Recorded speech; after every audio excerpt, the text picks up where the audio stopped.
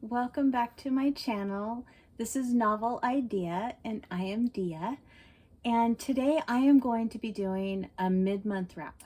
Okay, so the first book that I read this month was A Shadow in Summer by Daniel Abraham. And I already mentioned this a little bit in my TBR, but I'll go in a little bit more in depth with it. As I said before, it is an Asian-esque inspired setting. There are almost no fantasy elements to this book at all.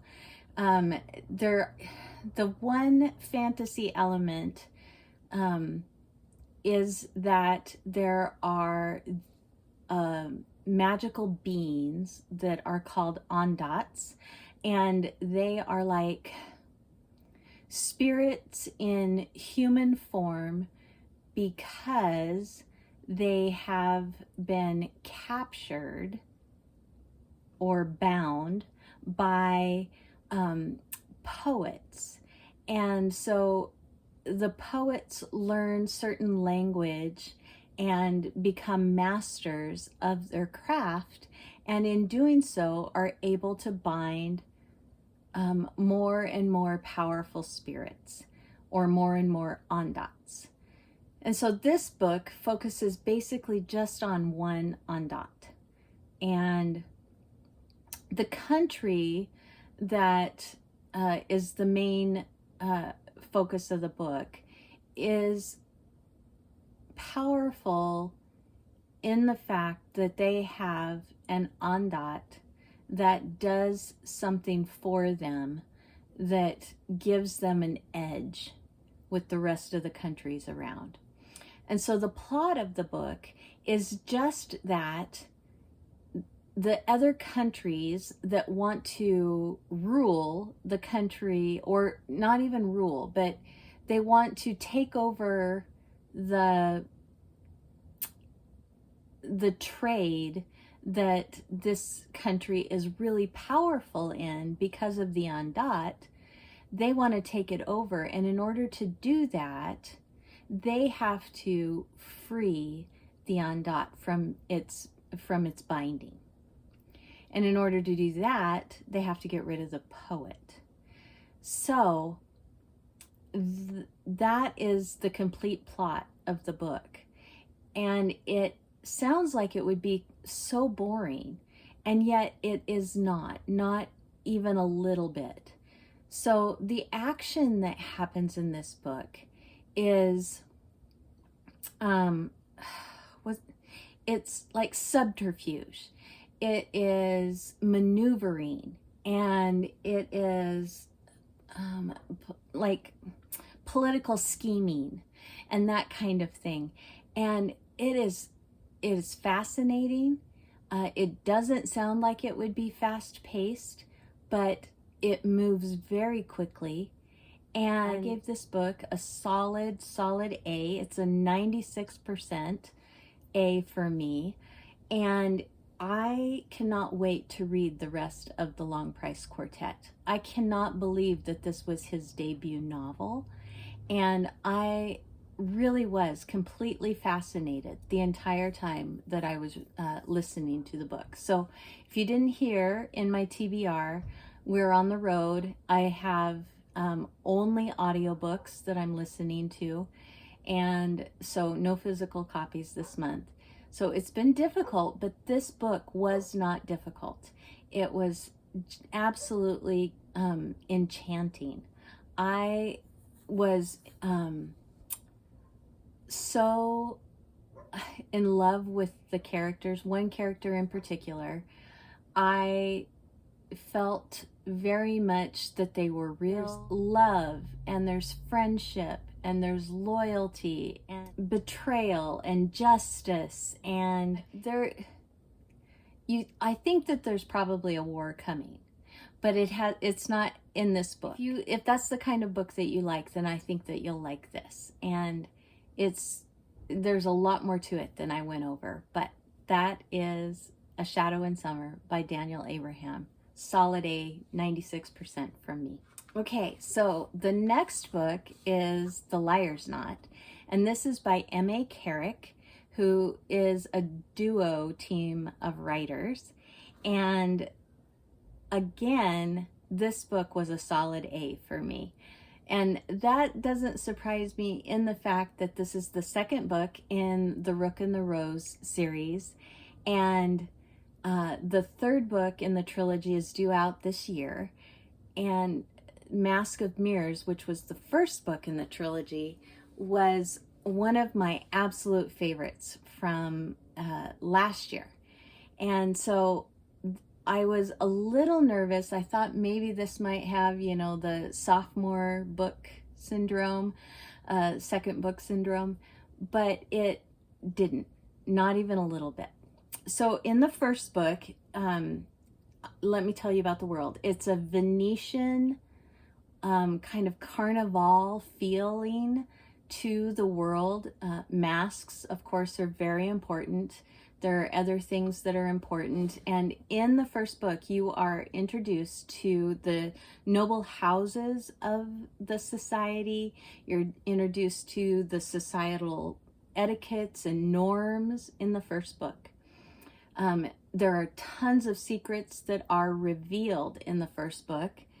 And so going into the second book, I didn't know if it was going to be able to hold up to the wonder and the intrigue and excitement that was present in Mask of Mirrors. But Liar's Knot holds its own in all those ways and more, because it reveals more secrets.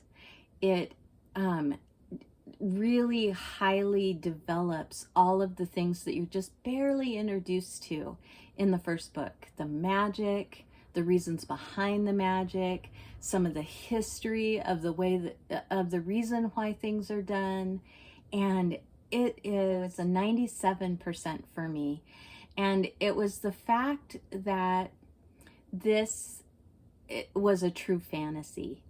So, not that there are elves and dwarves and dragons and all that kind of stuff, because there's none of that. But there is a magic system that is very unique. It's just a fun book. This is a book that is so filled with love and friendship and loyalty and questions of whether or not you should be trusting people. And the authors of this book are masterful with the characters. So all that to say, fabulous book, and I can't wait for number 3. Okay, so the next book that I read is Gilded by Marissa Meyer. And again, a really great book. This was a B+ from me, and I didn't know a whole lot about it going in. I just knew that it was Marissa Meyer, and I really like her writing style, at least with the couple of books that I have read by her. And so this one is a Rumpelstiltskin retelling, and you can stop with the comparisons right there. So even though it's Rumpelstiltskin, it is not your typical Rumpelstiltskin in any other way. It's the simple fact that straw is spun into gold, and that's it. That's all the comparisons stop right there. So this is set in like a Germanic, maybe Krakow kind of world. And yet Marissa Meyer chose to put a little bit of Fae lore and a little bit of, I would say, maybe Germanic folklore, in that there's an Earl King, and the Wild Hunt is in this book and features prominently as to the antagonist.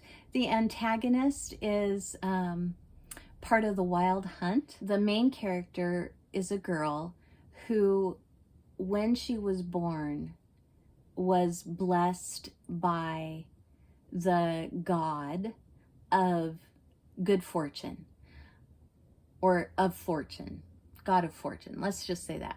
I don't know if it was good fortune, but it was god of fortune.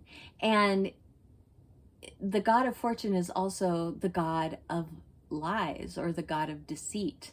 And so when she is growing up,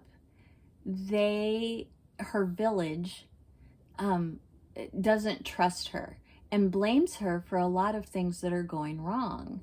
And yet all she does really is tell stories.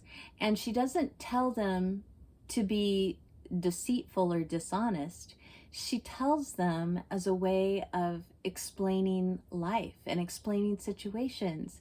And it's really well done, I think.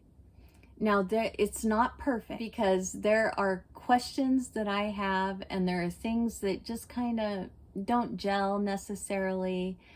And the danger that the main character is in from the Earl King and the Wild Hunt never really feels as weighty as it should.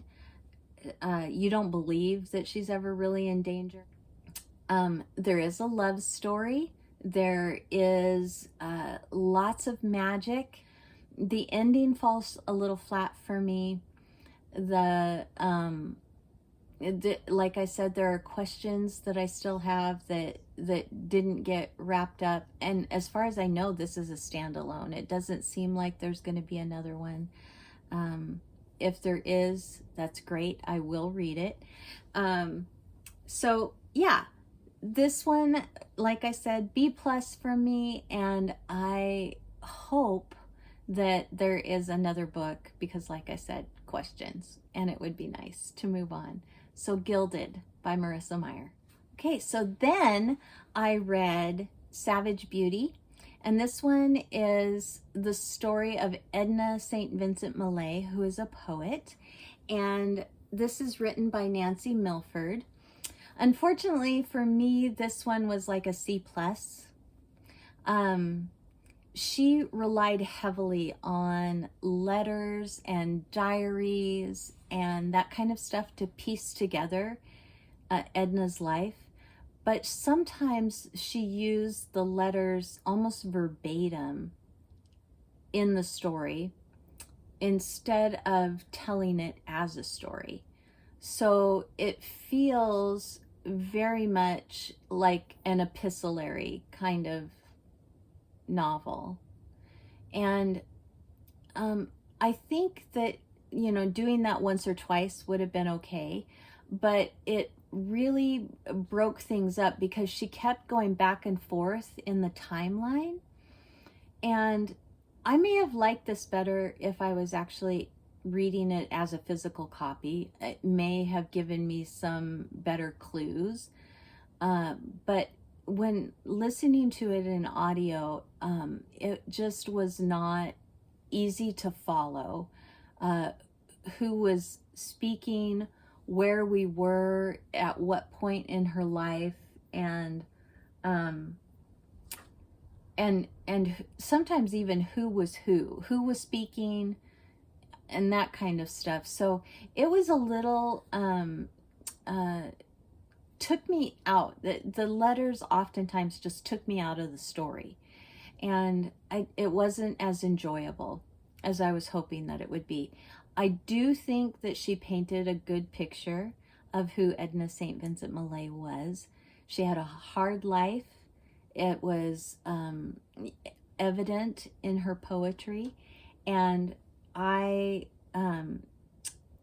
it's just not the biography that I was hoping that it was. So if there's another biography out there, if you guys know of another biography, please let me know, because I'm interested in her as a person, but this book didn't really do that for me. It told me a lot about a lot of other people in her life, but it didn't tell me so much about her. And so I would love to read more about Edna St. Vincent Millay. But Savage Beauty by Nancy Milford gets a C+, 78% thereabouts for me. Okay, so the next one that I read is The Martian Child, and this is by David Gerald. And when I said it in my TBR initially, hello, Poppy just got back from the park. When I said this in my TBR video, I pronounced it Gerald, and it's not. According to the audiobook, it's Gerald. So Martian Child is about a single man who adopts a boy who is troubled, and it's about the journey that he takes with this young boy to become family. And it is a beautiful, beautiful story. I gave this an A-. It's a 91% from me. I would recommend it to anybody that is, thinking about adoption, that is maybe considering even foster care or anything like that. I wish that the movie of this was not quite so Hollywood. It was a great movie. I absolutely love it, but it's not the true story of what David Gerald went through. So the story is much, much more. I absolutely loved it. And it's very, very short. I wish it was longer. I wish that we could go kind of more in depth in some of the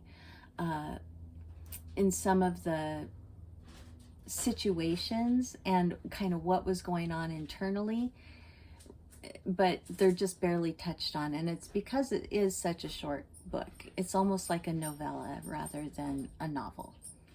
So that is The Martian Child by David Gerald, and 91% A- from me. So the next book is Fate of the Tearling.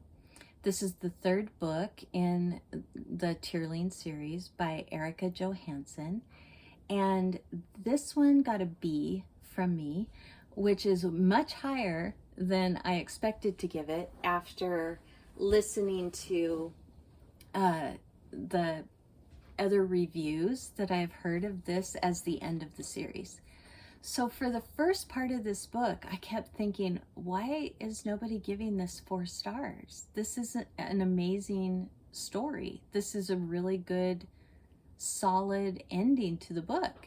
And then the last 15% of the book happened, or didn't happen. And so you get things tied up in nice, neat little packages and handed to you like a gift that doesn't feel so much like a gift. Like you really wanted more than what you were given. And so I admire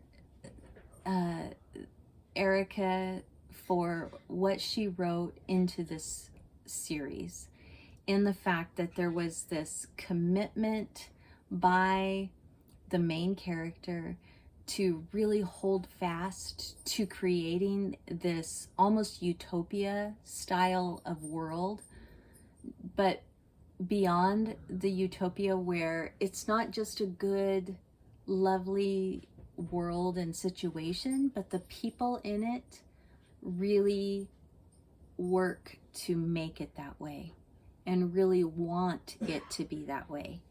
And so if the ending, that last 15%, if that would have not fallen flat and been this sweet little tied up in a bow, here's a gift for you kind of ending, this would have been easily another A read for me. But it got an 87% B because of the way that it finished up. The Tearling series overall is an A series for me, but this one is a definite B. All right, so the next one is News of the World. This is by Paulette Giles. It's a little teeny tiny book. It's less than 200 pages, and it was a C. 72% tops. I never connected with it. The writing style seemed chunky, choppy. It wasn't fun to listen to. I was reading it with Tiffany from Beautiful Minutia. She had a physical copy and I had the audio, and so we decided to read it at the same time. And she was having a hard time with the physical copy. The characters never felt fully developed. I never got to spend enough time with them to connect to them. I will say that the captain, I want to know more about. I want to feel like like he could be a friend, because I loved the little bit that I got of him. But overall, this is a story about a little girl who was captured by Kiowa Indians, who is turned over to the United States Army to be returned to her real family at the end of the Indian Wars. And Captain Kidd is given that responsibility, and she doesn't want to go. She doesn't remember anything. There's some glaring inconsistencies in this book. I just never, the ending felt rushed. There were glaring inconsistencies. The writing style was weird. Never got to spend enough time with the characters. And I'll definitely never pick it up again. But C, 72% from me. The next book is A Game of Fate. This is the retelling of Hades and Persephone. And I thought that I might DNF this book, and I did. So I gave this book almost 100 pages before I just was like, it's not gonna change. And this author is all about the sexy time. She doesn't want to actually tell the story. She just wants to emphasize one portion of the story, and the portion that she emphasized wasn't what I was looking for. And so I set it aside. It just wasn't for me. And Scarlett St. Clair is the author of this. And it's a very, very popular book. And I'm sure that there are some people out there that want to read all of the sexy time, but I was not one of them. So currently I am reading Daniel Abraham's newest release called Age of Ash, and I'm about 30% of the way through. I'm enjoying it. It's not quite up to par with my feelings so far anyway of A Shadow in Summer, but I am enjoying it. And so that's my current read, as well as Son of Shadows with Juliette Marillier. That's the second book in with the first one being Daughter of the Forest, that I love so much.